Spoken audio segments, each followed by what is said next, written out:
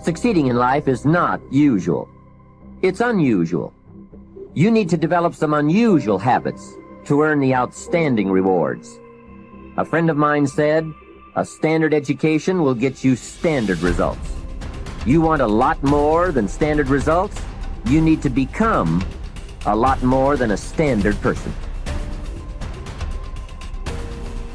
You have to act and decide simultaneously. So what does that do? You see, that puts up a very curious problem, which in its own turn becomes a bind. This is true likewise of any sort of shooting, pistol shooting as well. That if you aim, if you decide and then fire, you're apt to do things like pulling the trigger instead of squeezing. All kinds of wrong things are done. And you're always a moment too late if you decide first.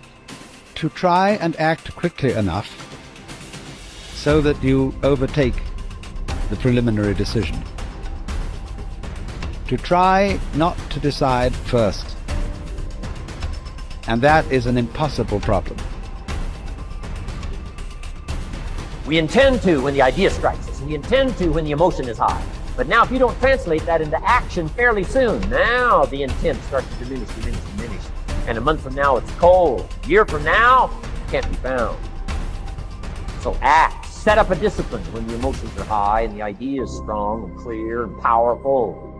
That's the time to set up the discipline. Somebody talks about good health and you're stirred. Right. You need to get a book on nutrition. Get the book before the idea passes and before the emotion gets cold. Go for the book. Start the library. Start the truck.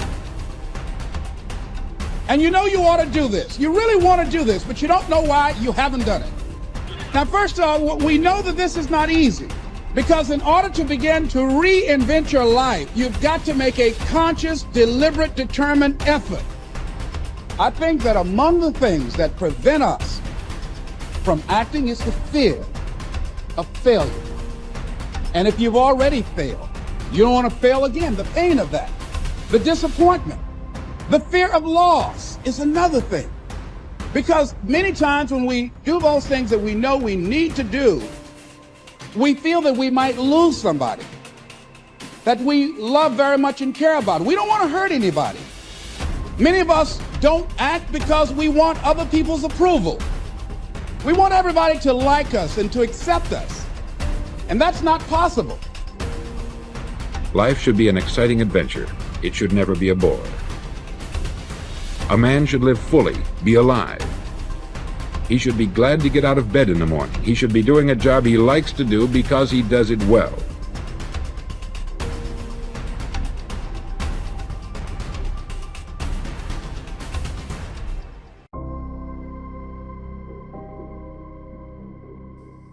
The fifth law of happiness is the law of expression, which states that whatever is expressed is impressed, and whatever is impressed is expressed.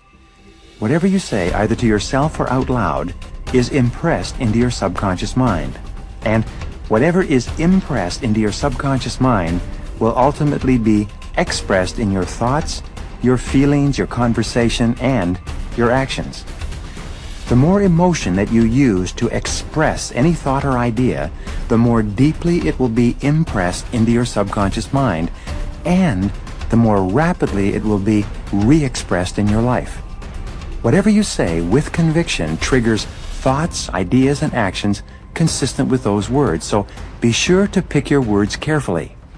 When you think of a challenge or a goal, and you repeat to yourself the words, "I can do it, I can do it, I can do it," you trigger all kinds of feelings and actions that propel you forward toward doing the things that will enable you to achieve the goal. The sixth law of happiness is the law of reversibility. It states that just as your feelings determine your actions also determine your feelings. This is a remarkable and powerful law that says that even if you don't feel a particular way, such as self-confident or happy, if you act as if or pretend that you have the feelings already, the actions themselves will have a backflow effect and generate the emotions consistent with them. When you act in a certain way, the actions themselves trigger thoughts, images, feelings, and attitudes that are consistent with those actions. You can, in effect, control much of the content of your mental and emotional life simply by moving your body in such a way that it's consistent with the way in which you wish to think and feel. The seventh law of happiness is the law of visualization, which states that ideas and images tend to awaken emotions and feelings that correspond to them. When you create clear mental pictures of yourself as happy, positive, and optimistic, these mental pictures will trigger feelings and actions that actually lead to your being happy, positive, and optimistic.